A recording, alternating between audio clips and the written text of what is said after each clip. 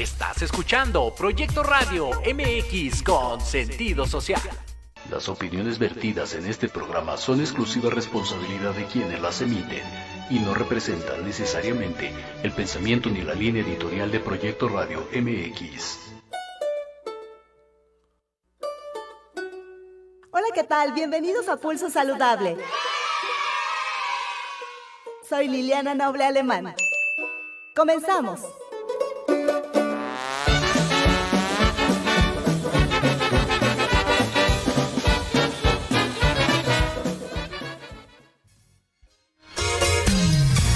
Pulso Saludable, cuidando tu estilo y forma de vida. Un programa diseñado especialmente para ti que te ocupas de tu salud. Conduce Liliana Noble.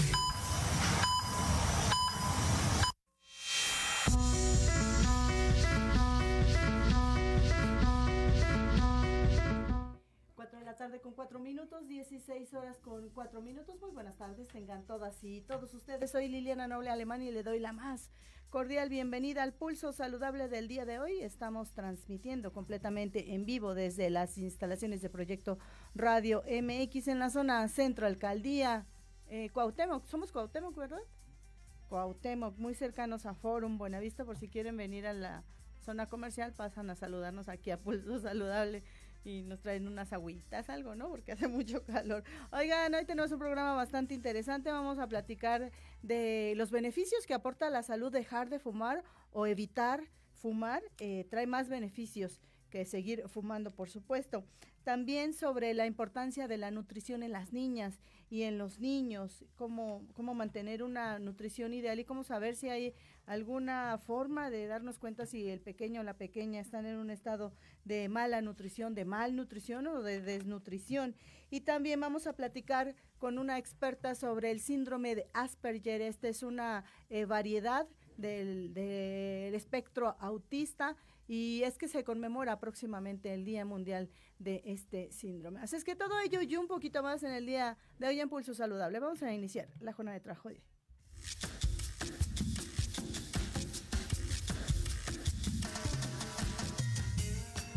En Pulso Saludable, hoy nos acompaña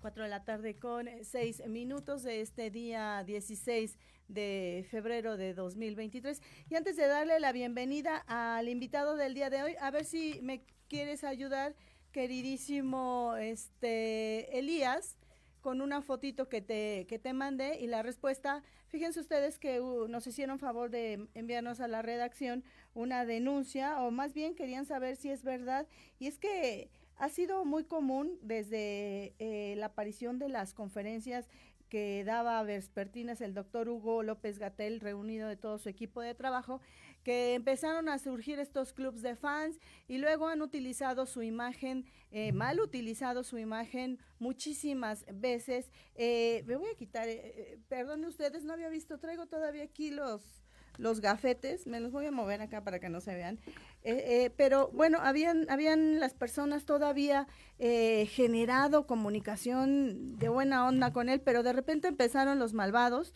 los malhechores, a relacionar al doctor López-Gatell con este tipo de productos milagro que ni siquiera tienen ninguna investigación científica, ni siquiera tienen aval de la Comisión Nacional de Protección contra Riesgos Sanitarios, COFEPRIS.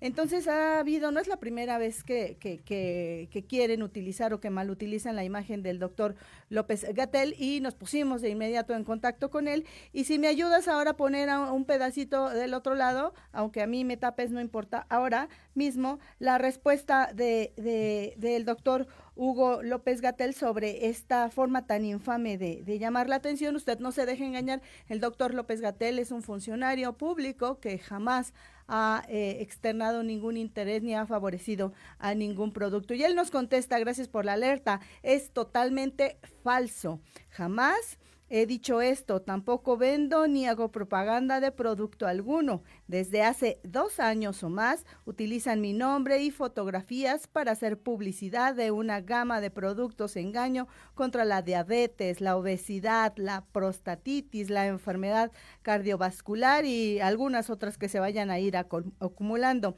Él dice que ha logrado que la policía cibernética inactive algunas de esas páginas, pero reaparecen inmediatamente.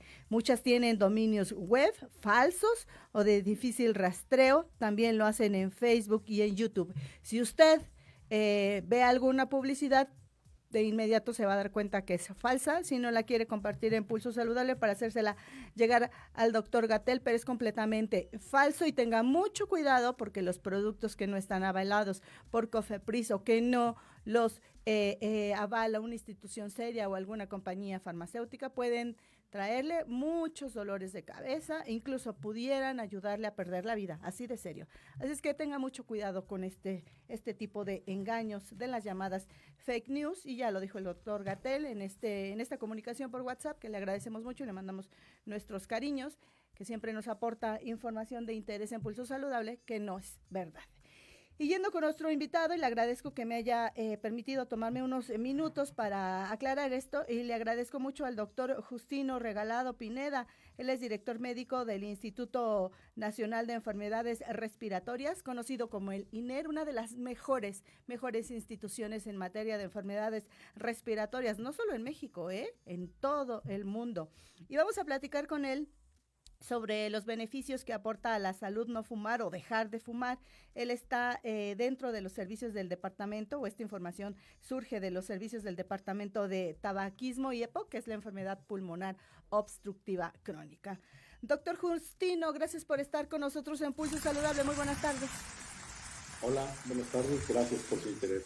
Gracias, doctor. Pues cuéntenos, por favor, qué es lo que hacen en esta institución a favor de concientizar a las personas a que dejen de fumar o que reduzcan la cantidad de cigarrillos que utilizan al día, etcétera. Me decía el doctor Abelardo Meneses del Instituto Nacional de Cancerología que una persona que fuma alrededor de 100 horas acumuladas en un año o más de 40 cajetillas ya debe de hacerse un screening para detectar una lesión maligna en los pulmones o en alguna otra zona de estas involucradas al momento de fumar. Cuéntenos, por favor, la interesante labor que ustedes hacen en esta área del tabaco. Bien, bueno, nosotros como Instituto Nacional de Salud estamos concentrados en dos áreas en particular relacionadas con el consumo de tabaco, que son la prevención y, como usted ya lo ha mencionado, animar a los fumadores a dejar de fumar. La otra parte es de la detección de las enfermedades respiratorias asociadas al consumo de tabaco, particularmente la enfermedad pulmonar obstructiva crónica, también el cáncer pulmonar y algunas otras enfermedades que también están vinculadas con el consumo crónico del tabaco. También, como ya lo mencionó, pues desde luego que siempre dejar de fumar. Nosotros no estamos a favor de una reducción, sino más bien del abandono total, porque es lo que mejores beneficios ofrece al fumador y en este caso al exfumador.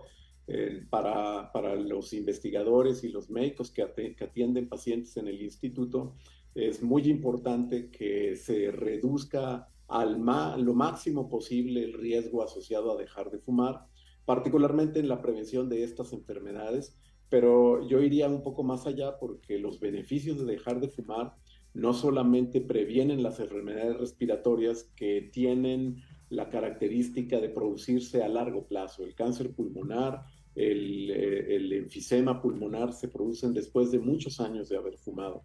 Y la cuota de salud del consumo de tabaco concentra sus efectos a mediano plazo sobre las enfermedades cardiovasculares, básicamente hipertensión, infartos al corazón, embolias o hemorragias cerebrales, y eso es lo que ocasiona el costo en salud más grande. Entonces, para nosotros es muy importante que los pacientes no fumen, dejen de fumar lo antes posible, por las ventajas que ofrece esto en materia de la prevención de estas enfermedades y otras que no son probablemente tan riesgosas en materia de incrementar la probabilidad de muerte prematura, pero que también tienen una cuota de salud, como son la elevación del colesterol, de los triglicéridos, las alteraciones también de otros órganos, porque pues, al final la nicotina, el tabaco dañan a todo el organismo. Claro. Dígame, doctor, Pineda, ¿cuántos pacientes en un año reciben ustedes con esta intención o con esta decisión ya de comenzar este camino hacia la meta de dejar de fumar? Nuestra clínica para dejar de fumar atiende en promedio entre 850 a 1,200 pacientes que se acercan con la intención de dejar de fumar. No son muchos, y aquí yo quiero ser muy enfático. No son muchos porque la adicción a la nicotina es muy fuerte, porque no todos los fumadores que están atrapados en la adicción, pues digamos que pueden vencer esa resistencia de su propia adicción al abandono. Nosotros quisiéramos que desde luego vinieran más pacientes, y pues hemos tratado a lo largo de los años de multiplicar los esfuerzos de la clínica, tratando de capacitar a muchas otras clínicas a nivel nacional. Pero bueno, yo quiero ser muy enfático que nuestros números pues, son modestos, pero tienen mucho que ver con la potencia con la que la nicotina engancha a los fumadores. Desde luego, cada vez, gracias a la difusión de la labor de ustedes, los comunicadores, más personas se enteran y más personas toman la decisión de intentarlo. Y bueno, aproximadamente le digo, entre 850 a 1,200 pacientes por año. Hay años en donde vienen más pacientes, hay años donde acuden menos pacientes, pero más o menos esos son los números. Y de este universo de pacientes en un año, ¿cuál es una radiografía? A lo mejor es muy básica. Me parece que un año pudiera ser no suficiente cuando llevan a lo mejor 10, 20, ¿no? 30 años fumando. Pero en un año, ¿cuánto avance se va viendo en los pacientes? Y para ellos es tan complejo como muchos lo han descrito, o es una labor sí compleja, pero que sí se puede al mismo tiempo. Sí se puede, no es fácil. Los avances son inmediatos, por eso también es muy importante, digamos, que promover que las personas fumadoras se animen a dejar de fumar de manera permanente. Los efectos agudos sobre todo los que están vinculados con el sistema cardiovascular, el aumento del pulso, el aumento de la presión arterial, el aumento de la circulación de hormonas que elevan la presión arterial y elevan el riesgo de las enfermedades que ya mencionamos, se da de forma, vamos a decir que inmediata, y se consolida en las primeras semanas. Es decir, el pulso se reduce, la presión arterial se normaliza en los primeros meses de haber dejado de fumar. Los riesgos a mayor plazo, por supuesto, el del cáncer se va a equilibrar, que nunca se iguala, aproximadamente a los 10 años de haber dejado de fumar. El riesgo de infarto al corazón se reduce al nivel de un no fumador alrededor de los 5 años. El riesgo de enfermedades cerebrovasculares más o menos en el mismo promedio. Quizá el único que sí no se reduce a cero sea el vinculado con los diversos tumores asociados al consumo de tabaco, pero sí se acerca. Es decir, aunque no se equilibre con el riesgo que tendría una persona que nunca fumó, sí se acerca a los números o a la tasa con la que estas enfermedades atacan a los no fumadores. Así que siempre va a representar beneficios que son incontables en favor de la salud, el hecho de dejar de fumar. Doctor, ¿y quiénes acuden más frecuentemente? ¿Las mujeres o los hombres? ¿Y cuáles son las edades en las que comienzan a pedir esta ayuda para dejar de fumar?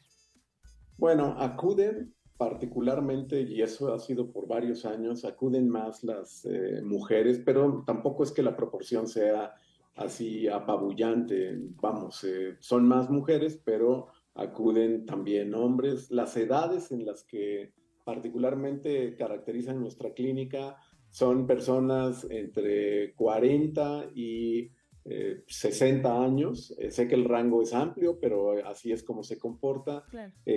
Cada vez vienen más personas jóvenes y bueno, ahora no sé si lo va a preguntar, pero ahora con el tema del uso de los vapeadores, Claro. donde más chicos, incluso menores de edad, están atrapados por la adicción a la nicotina, hemos observado también un incremento en el número de personas jóvenes, pero típicamente son personas entre los 40 y los 60 años.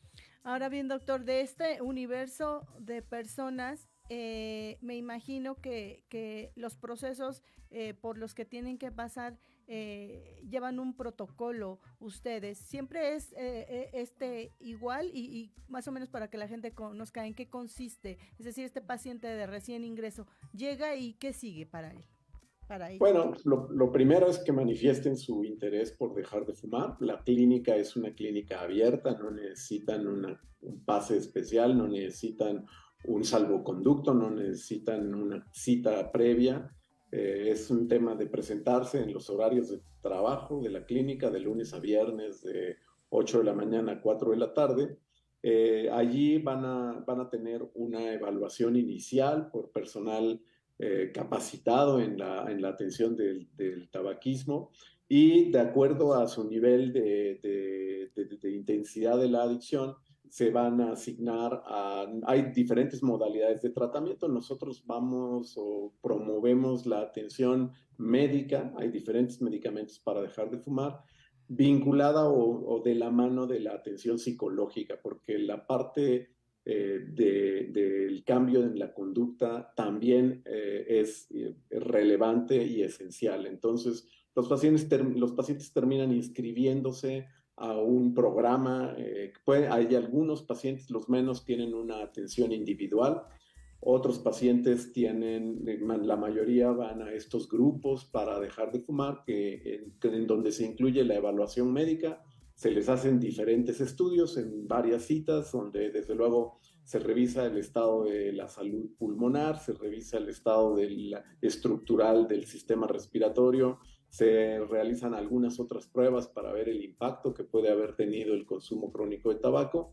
También se revisan otras alteraciones que son frecuentes, como ya mencionamos, el tema de los triglicéridos, el colesterol, algunas otras medidas de biometría hemática y química sanguínea. De acuerdo a lo que se encuentra, se les va dando el tratamiento y en específico para dejar de fumar, pues hay varios medicamentos que se apoyan con el tratamiento psicológico.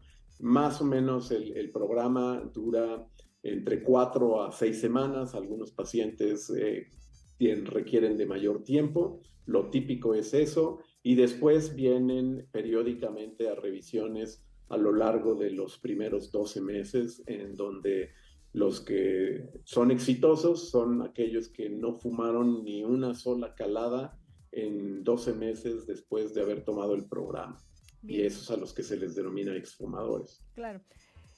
¿Cuáles son los efectos más dañinos? Y esto lo quiero relacionar a una pregunta que nos han hecho y que ahora le voy a compartir, doctor, pero la gente piensa, ¿no? Hoy en día es más grave fumar puro que tabaco, y los que defienden al puro, ¿no? Y los que defienden al tabaco, al cilindrito, dicen que es más grave el puro que el tabaco, viceversa. Pero ahora los vapeadores, los que gustan de usar de estos vapeadores, los vapes, ellos dicen que es más dañino fumar puro o tabaco que vapear.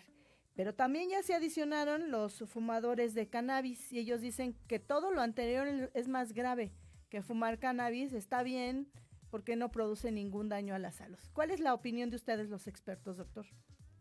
Bueno, mi opinión, la mía, es, desde luego sí, hay diferentes caracterizaciones del tipo de cigarrillo puro, pipa, en materia del contenido de tóxicos. En realidad estos que son de combustión, pues tienen más de 4,000 sustancias tóxicas, todas ellas dañinas, unas más, otras menos, pero bueno, sí, desde luego los cigarrillos combustibles, comparados o contrastados con los productos electrónicos de inhalación de nicotina, tienen muchas menos sustancias. Lo que no te dicen los vapeadores y sus defensores es que el problema de los vapeadores es que no rompe con la adicción de la nicotina. Es un dispositivo de administración de una droga denominada nicotina. Es un dispositivo para drogarse, como es el cigarrillo, un dispositivo que en combustión, digamos, el que lo usa, el usuario, obtiene la droga deseada.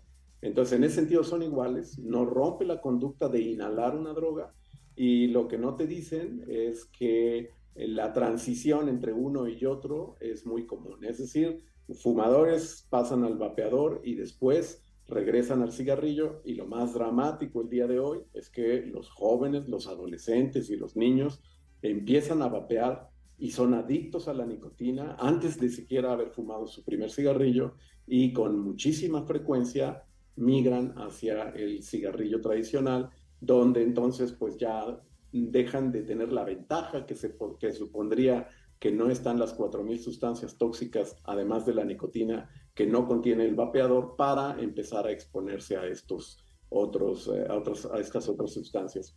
La marihuana, perdón. Finalmente son dañinos, ¿no? Son absolutamente dañinos. En materia de nicotina y tabaco no hay producto seguro. No lo hay, no existe.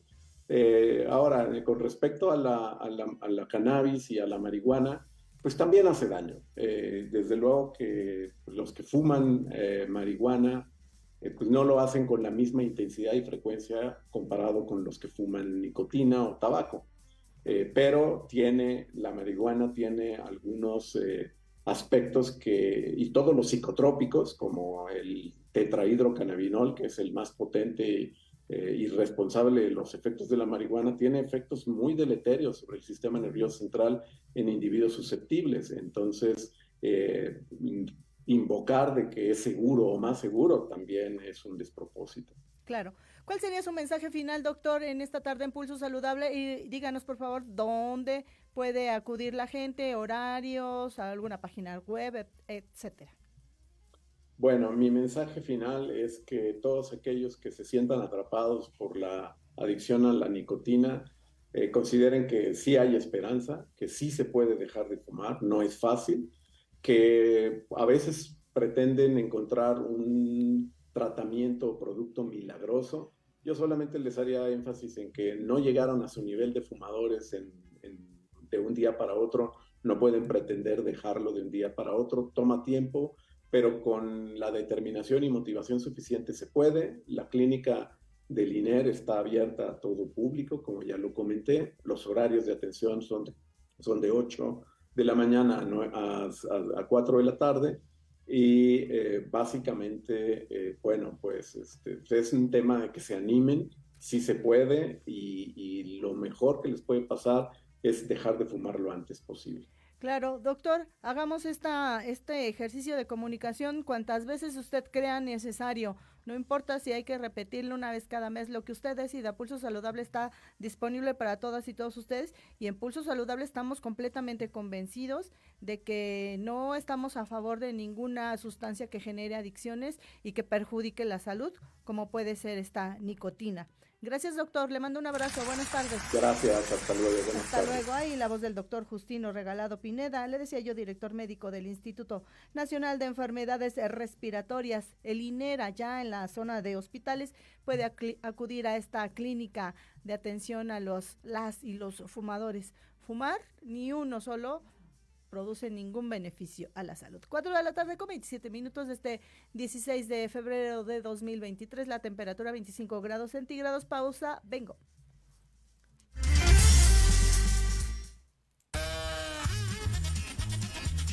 Oye, ¿a dónde vas? ¿Quién, yo?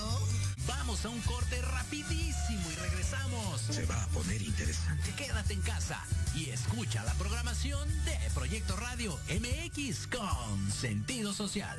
La la, chulada. Sé leal a tu felicidad. ¿Quieres hacer un cambio en tu vida? Gira de manera radical y cambia tu visión con las recomendaciones de expertos en temas de desarrollo personal, liderazgo, sexualidad y espiritualidad que tenemos para ti. Todos los jueves en punto de las 5 de la tarde. No lo olvides, esto es 180 grados en Proyecto Radio MX, la radio con sentido social. Tardes de Café con Los Ángeles. Es una invitación a mirar en ti esa luz que a veces no podemos encontrar. Yo soy Marta Liliana Santuario y te espero todos los jueves a las 6 de la tarde por Proyecto Radio MX, con sentido social.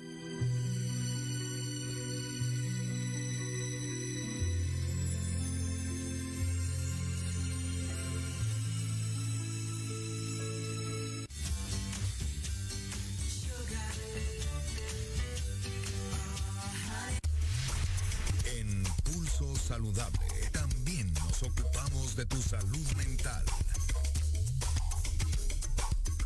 4 de la tarde con 29 minutos de este día 16 de febrero de 2023, la temperatura 27 grados centígrados, y en el marco del Día Mundial o Internacional de la conmemoración de el síndrome de Asperger, decidimos platicar hoy con nuestra experta de una vez cada 3 semanas, y hoy toca el turno con la doctora Josefa Cavazos Olivo. Ella es psiquiatra y psiquiatra infantil y de la adolescencia. También es maestra en estudios avanzados en niños y familias, adscrita al Hospital Psiquiátrico Infantil Dr. Juan N. Navarro, y vamos a platicar con ella sobre el síndrome de Asperger, que forma parte de este espectro autista. Dígame si estoy bien, doctora. Gracias por estar con nosotros en Pulso Saludable. Muy buenas tardes. Hola, muy buenas tardes, Liliana. Un gusto estar y compartir contigo y con ustedes, la audiencia. Gracias por escucharnos. Cuéntenos, por favor, qué es este síndrome de Asperger y por qué es tan importante tenerlo en cuenta, conocer de él, para poder encontrar eventualmente ayudarles a ustedes, ¿no? Los papás, las mamás, los familiares o las mises en la escuela, poder detectar o darse cuenta de estos focos rojos que pudieran ser de utilidad para un diagnóstico temprano y un tratamiento que haga una calidad de vida y una productividad importante en estos niños que a veces se les llaman genios, ¿no? Claro que sí, Liliana. Mira, el síndrome de Asperger es una condición del neurodesarrollo, es decir, se presenta desde los primeros años de la vida. Actualmente se clasifica dentro de los trastornos del espectro autista, como tú bien decías, pero en estas personas con síndrome de Asperger no existe alteraciones en el lenguaje hablado o discapacidad intelectual. Incluso la mayoría tiene una inteligencia promedio, pero incluso algunas personas con síndrome de Asperger tienen una inteligencia arriba de lo esperado, normal brillante o brillante. Lo que sí es que existe alteración en el funcionamiento social y en sus actividades, en lo que a ellos les interesa, intereses restringidos. Son niños, niñas y adolescentes que muchas veces crecen sintiéndose muy solos porque no tienen estas habilidades para poder leer al otro.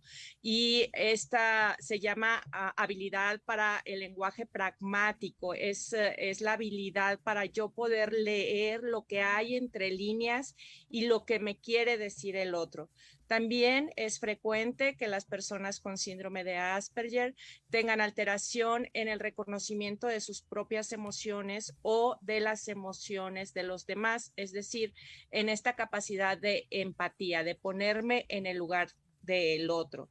Y como ya había comentado, tienen intereses muy restringidos. Entonces, como no se dan cuenta que es lo que es difícil que ellos lean estas señas sociales que nos permiten la interacción con los demás, pues muchas veces hablan en forma de monólogo, tienen un tono de voz característico como aplanado, como si fuera un tipo robótico de tono agudo.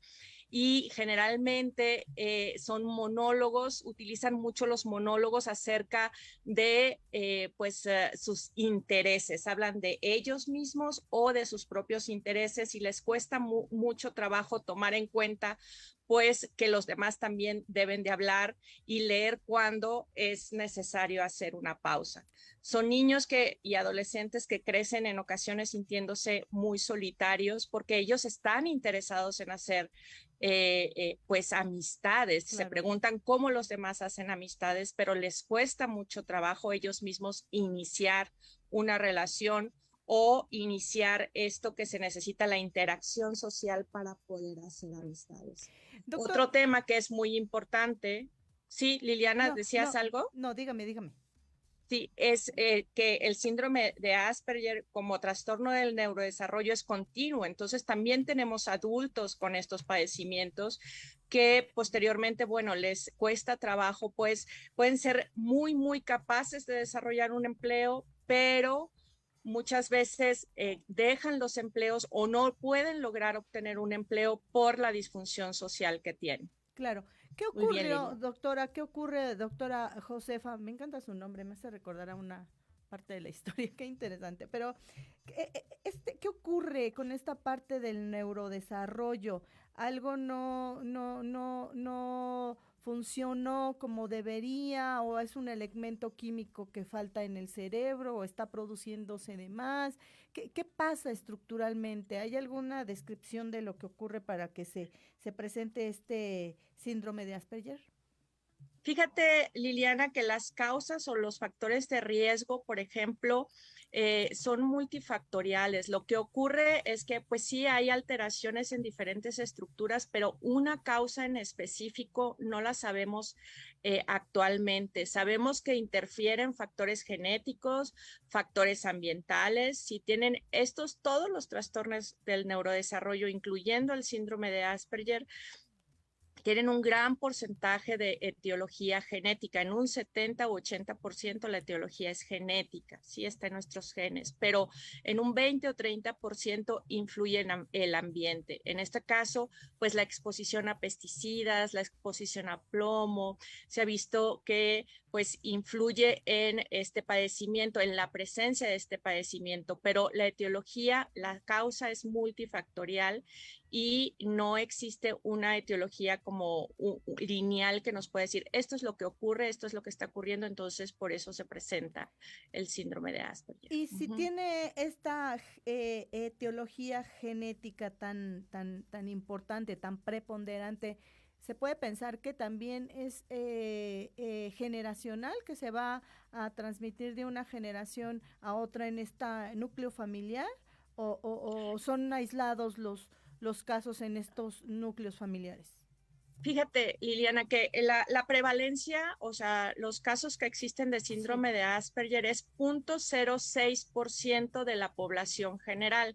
¿Me explico? Sí, al contrario, bueno, del trastorno del espectro autista en general, que en México es 1 de cada 300 niños. Sí. Ajá, entonces sí es importante que cuando exista un trastorno del neurodesarrollo de tipo trastorno del espectro autista o síndrome de Asperger, pues para esto nos sirven los estudios genéticos para saber qué probabilidad o no hay de que se pueda heredar. Pero sabiendo que existe en la familia una persona con síndrome de Asperger nos ayuda a detectar de forma temprana algunos síntomas en los niños más pequeños y estar como muy al pendiente del desarrollo para poder intervenir de forma temprana y disminuir la discapacidad que estas alteraciones pudieran provocar, Liliana. Porque este síndrome también forma parte de este espectro autista. ¿Qué comparten? ¿Comparten síntomas o estos factores genéticos de los que nos hablaba, doctora?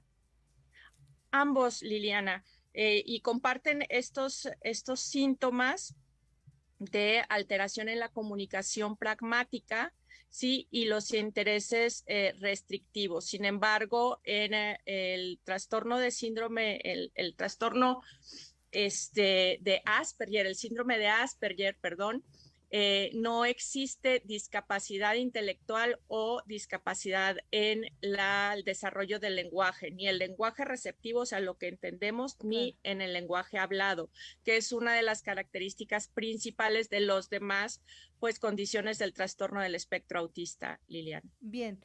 Ahora, ¿cuáles serían estos datos de alerta, mamá, papá?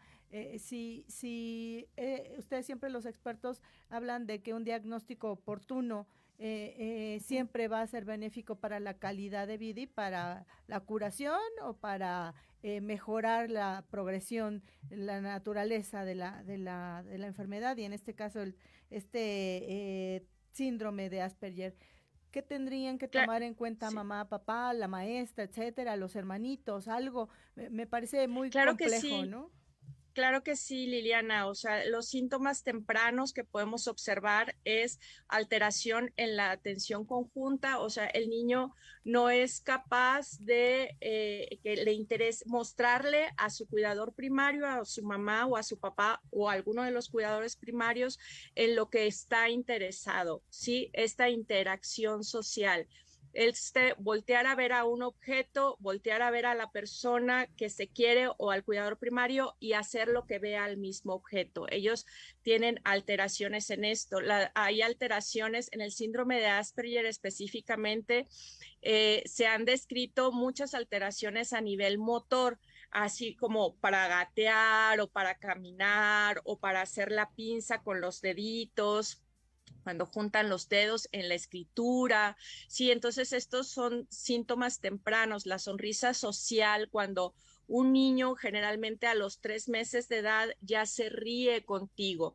Y en el síndrome de Asperger y otros trastornos del espectro autista no hay esta sonrisa social o hay un retraso en la sonrisa social.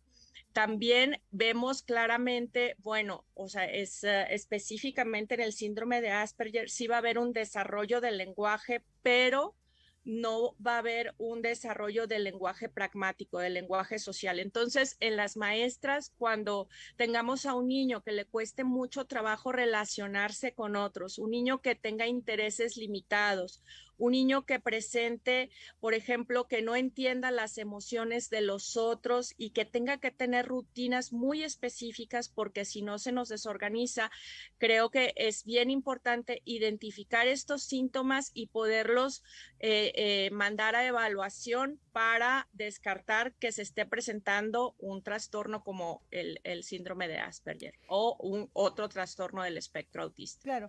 Y finalmente, doctora, ¿cuál sería el seguimiento? ¿Cómo es la parte del diagnóstico ahí en la institución en donde usted está? ¿Son ustedes expertos reconocidos a nivel nacional y en otras partes del mundo? ¿Qué Sí, hacen? Porque aquí en el seguramente... Hospital Psiquiátrico Infantil Dr. Juan N. Navarro, pues hacemos evaluaciones. La evaluación es clínica y también nos ayudamos de instrumentos estandarizados, validados en México, para hacer los diagnósticos, y la intervención es dependiendo de cada niño, de la discapacidad que tenga cada niño o de la alteración en el desarrollo que tenga cada niño, se da la atención. La base de la atención es la terapia. Sí, entre más pequeño se ha visto que sea la intervención en los niños con trastorno del espectro autista, tiene un mayor beneficio para el desarrollo. Entonces, hacemos terapia de lenguaje, terapia de socialización, intervenciones sensoriales.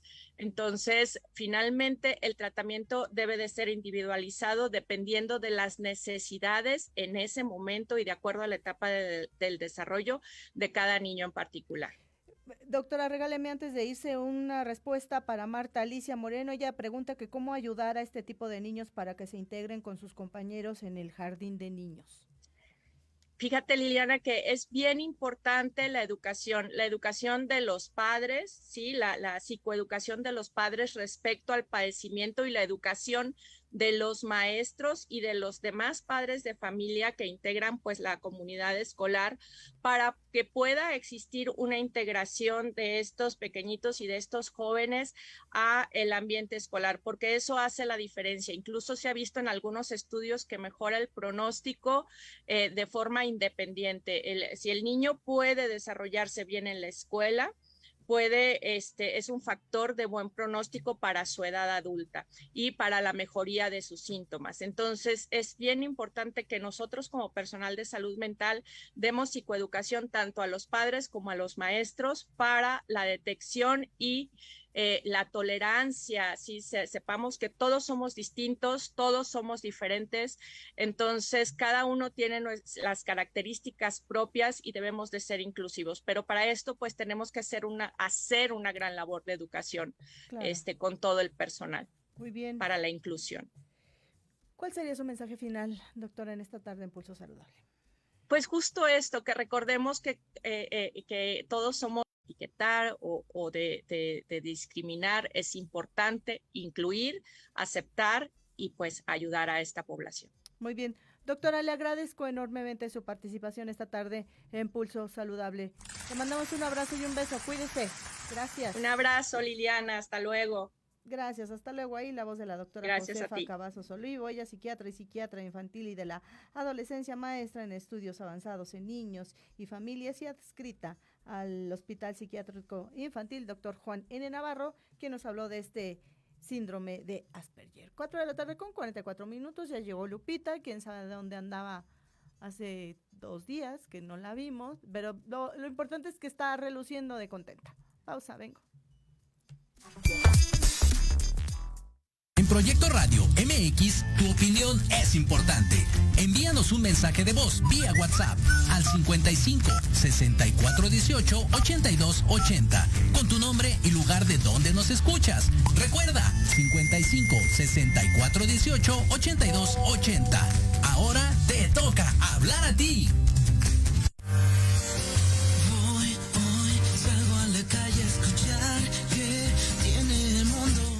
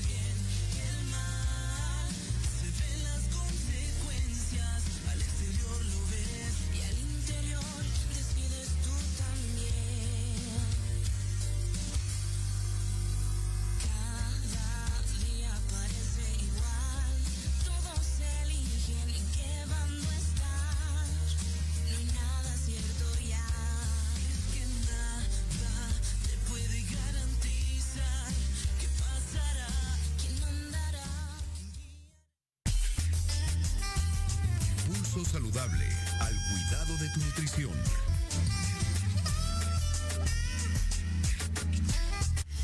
Cuatro de la tarde con 46 minutos de este 16 de febrero de 2023, la temperatura 27 grados centígrados, y ya está también pendiente con nosotros el doctor Oscar Quintero. Él es director médico en Abbott, médico gastroenterólogo y nutriólogo pediatra por la Universidad Nacional Autónoma de México. Le voy a platicar un poco de la trayectoria profesional de este experto antes de comenzar la charla con él. Él cuenta con una especialización en atención hospitalaria y ambulatoria, investigación y docencia por la Fundación La Cardio, también ubicada allá en Bogotá, en Colombia. La Cardio es un complejo hospitalario acreditado por la Joint Commission International y catalogado como el mejor hospital de Colombia y tercero de Latinoamérica. Es profesor de pediatría en la Universidad del Rosario. Fue presidente del Colegio Colombiano de Gastroenterología y Hepatología y Nutrición Pediátrica. Es miembro de la Sociedad Colombiana de Pediatría y de la Asociación Colombiana de Nutrición Clínica. Y vamos a platicar con él sobre el impacto y el enfoque global de una malnutrición o mala nutrición en las niñas y los niños. Doctor Quintero, gracias por estar con nosotros en Pulso Saludable. Muy buenas tardes. Hola, muy buenas tardes, Liliana. Un placer saludarte y a todos los amigos de Pulso Saludable. Parcero. Así les dicen ustedes, ¿no? Parceros. Así es, tal cual, Me parceros. tocó visitar su país allá, Bogotá, qué bonito es. Qué frío, pero qué bonito es. Pues mi casa es tu casa, Ay, por muchas supuesto. gracias. Oiga, doctor, y cuéntenos, por favor, qué interesante. eh, a lo mejor pareciera ya un cliché, ¿no? Algo ya establecido, ya muy revisado, ya tal vez conocido o entendido, pero sigue siendo un tema de suma importancia. La mala nutrición, la malnutrición. Y a veces podemos ver un niño regordete, ¿no? Y muy chapeado, pero eso no es un sinónimo de que está bien nutrido o el lado contrario, ¿no? Alguien muy delgadito que pensamos logamente, ay, le hacen falta a comer más, y eso también habla de una mala nutrición. Exactamente, ¿qué es una mala nutrición? Sí, Lili, tienes toda la razón. Mira, la malnutrición se define en términos generales como un estado inadecuado en la nutrición de nuestros niños. Y como tú bien dices, De repente dejamos de escuchar al doctor. como Ya, desnutrición, sí. pero también tenemos al otro lado el exceso, y ese es el sobrepeso y la obesidad. Entonces, el estado nutricional, fíjate que pasaba algo nosotros en la consulta, mis colegas pediatras siempre me decían, a veces a las abuelitas les parecía muy bueno que ese bebé pequeñito fuera muy cachetón, muy Claro, regordete, y resulta que, como tú bien dices, eso no es un signo de salud. Es malo tanto el déficit, la deficiencia, como una mala malnutrido, nutrición cualquiera del de esas bebé. dos cosas. Sí, doctor, fíjese que desafortunadamente nos jugó una mala racha de unos segundos la plataforma de Zoom y perdimos el contacto con usted y nos estaba explicando lo que decían sus colegas pediatras Ah, de esto, sí, y lo que decían las abuelitas, estos ambientes sí, obesogénicos en los que hemos vivido y hemos sido engañados porque pensábamos justamente está regordeto, chapeado, era sinónimo de salud o de al salud. revés y resulta que no. Resulta que no, Lili, tal como tú lo dices. Entonces, ahora nos preocupamos por la nutrición en el punto exacto, no solamente en la deficiencia, el niño desnutrido, pequeñito, que no crece bien, sino también del otro lado el exceso, el que está demasiado, tiene mucho peso, sobrepeso, y la obesidad, que es un problema que no solamente afecta a nuestro México, sino todos los países de Latinoamérica, y además también es un problema a nivel mundial. Claro, ¿y de qué forma ustedes, los investigadores y los científicos, se han dado cuenta que impacta globalmente el enfoque que se diseña, ¿no? Para las políticas públicas, para poder tener recursos dispuestos para las coberturas universales en materia de salud que dejan estas malas nutriciones van dejando a su paso complicaciones serias, ¿no? En el caso de la diabetes mellitus, la hipertensión, etcétera, y en el otro caso, la falta de nutrientes, es muy sabido, ¿no? Que pronto falta hierro y se vienen las anemias severas, etcétera. De ¿Qué han acuerdo. revisado ustedes, doctor, al respecto? Mira, Lili, ahí hay dos cosas muy importantes que tú estás mencionando. La primera es que cuando hablamos de deficiencia, lo que estamos es sacrificando el crecimiento adecuado de nuestros niños. Y cuando no hay suficiente hierro, proteína, calorías y no hay un crecimiento adecuado, ese crecimiento ya muchas veces no se puede recuperar. Y al final los estudios lo que han mostrado es que los niños que no crecen bien, que tienen un retraso en su talla, tienen más problemas escolares, tienen más dificultades para alcanzar diferentes niveles educativos, tanto que han seguido los estudios hasta los adultos y se ha mostrado que no tienen buenos trabajos y que digamos, social y económicamente hay un compromiso muy serio. Claro. Y del otro lado, los niños que están en sobrepeso y obesidad son los niños que cuando llegan adultos tienen más problemas de lo que se llaman las enfermedades crónicas no transmisibles. Claro. Hipertensión, diabetes, estas enfermedades, sobre todo los problemas cardiovasculares, que son hoy por hoy la primera causa de enfermedad y de muerte en todo el mundo. Entonces, fíjate que tenemos dos lados del problema y lo que se ha estudiado, lo que nos muestran todas las políticas de la Organización Mundial de la Salud y los datos, es que con una buena nutrición, con unos buenos hábitos en general de la vida, hacer actividad física, dormir bien, comer bien, se pueden controlar todos esos problemas. Claro. ¿Y qué es lo que está aportando ahora mismo la empresa para la que usted trabaja? He tenido la oportunidad de charlar con muchos de ustedes, los expertos, y tienen fórmulas muy interesantes, enriquecidas, que no solamente hacen la engorda del pequeño, de la pequeña, ¿no? Sí, Ustedes sí, sí. han revisado puntualmente esta oferta de productos que tienen en su catálogo, pero ¿qué más están haciendo al respecto? Sobre todo por la región. Usted seguramente sabe, acá en México tenemos ahora ya aportes, ¿no? Ya no existe el salero en la mesa, es regulatorio, es De obligatorio. acuerdo. Los sellos estos de advertencias, ahora esta nueva política pública de eliminación de estos productos hipercalóricos o que contienen ingredientes críticos que ustedes le llaman O a grasas, los por ejemplo. industrializados, justo la eliminación de las grasas trans. Pero ¿qué sigue faltando? ¿Qué no nos queda claro a los seres humanos? O a lo mejor no sabemos, ¿no? Por ejemplo, nos pregunta Marta Alicia Moreno que si el desayuno es la comida más importante del día o es un mito, pero yo entendería que si nos enfocamos solo en el desayuno, se nos olvida la comida y la cena, que también son de suma relevancia, y las colaciones, pero también vivimos en una región con pobreza extrema. De acuerdo, de acuerdo. Mira, son dos cosas. La primera, Abbott es una empresa que está en todo el mundo, está en México también.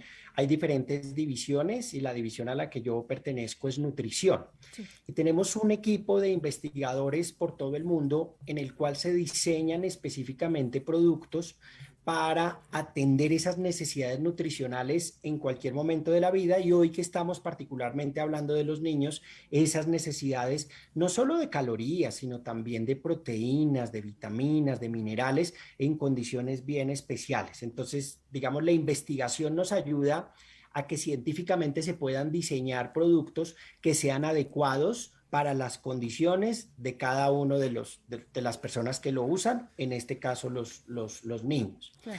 Y déjame contestarle a Marta, que hace una pregunta muy interesante. Yo también he escuchado eso desde siempre, que no sé si tú, Lili, has escuchado eso de desayuna como un rey, almuerza, come como un príncipe y cena como un mendigo, sí. ¿cierto? Y entonces... Sí. Se da como importancia particular a un solo momento del día, y tú tienes toda la razón. Necesitamos cuidar absolutamente todos los tiempos de comida y de hábitos saludables durante el día, de Claro. todos los días. Si yo me cuido solo en el desayuno, lo que va a pasar probablemente es que desatienda las necesidades que tengo de algunos nutrientes en particular en el resto del día. Y sobre todo para los niños, tal vez nosotros los adultos ya podemos tener una cena mucho más ligera, más liviana, pero sobre todo los niños, como están en crecimiento, como necesitan esos nutrientes, esa energía, sí tienen que tener varios tiempos de comida, y en lo que tú dices, las colaciones también son necesarias, pero súper controlados respecto a lo que les estamos dando de forma saludable. Claro. ¿Cuál sería el mensaje final en esta tarde en Pulso Saludable, doctor? Y me gustaría que hiciera un poco de énfasis justo en esta parte de la cena como el mendigo, porque le cuento la historia de una servidora. Yo, por mis historias laborales, tengo que dormir a las 11 de la noche y pararme a las 5 de la mañana. Pero yo entro a la mañanera del presidente y salgo a las 10 de la mañana. Si yo hiciera mi desayuno como mendiga o no desayunara, ¿cuántas horas de ayuno tendría? Porque hasta las 10 de la mañana tengo, 11 de la mañana, tengo oportunidad de degustar algo. No puedo estar comiendo ahí enfrente del presidente. Sí. Entonces, hay que No tener en puedes cuenta... estar en la mañanera y quisiera a veces, ¿no? Pero las normas sociales no me lo permiten. Pero seguramente como yo, hay mucha gente que por sus actividades laborales tiene que hacer ayudos prolongados y no podemos, o el desgaste mental que tienes, no podemos darnos el lujo de no desayunar bien, abundante, no comer frutas y verduras. Es decir, apostarle a una combinación rica de alimentos en países latinoamericanos en donde lo tenemos todo. Sí, exactamente. Mira, ahí hay una cosa que puede ser la respuesta de forma muy general, y voy después a algo más particular para cerrar. Sí. Mira que en todos los países, en todos los lugares del mundo, la alimentación no solamente tiene un significado nutricional, sino también es un tema social, cultural.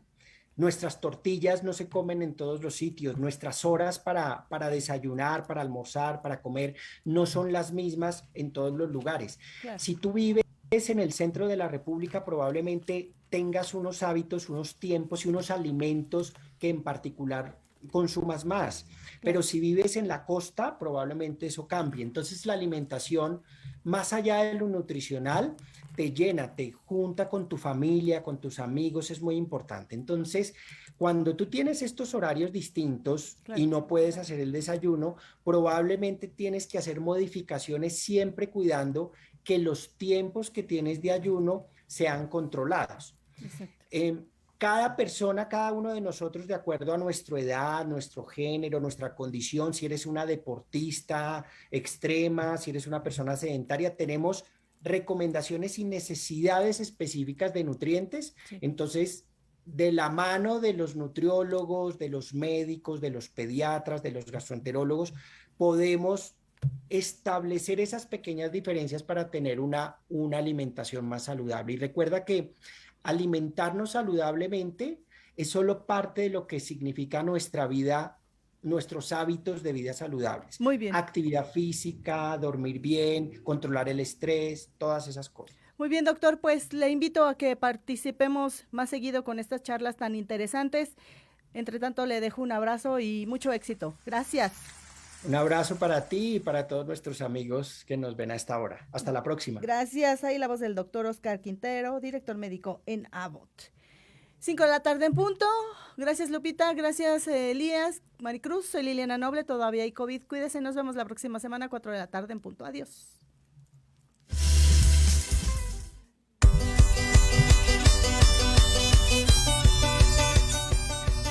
Nos escuchamos la próxima semana. Entre tanto, síguenos en nuestras redes sociales. En YouTube y Facebook aparecemos como Pulso Saludable. Y comparten nuestro programa del día de hoy. Hasta la próxima.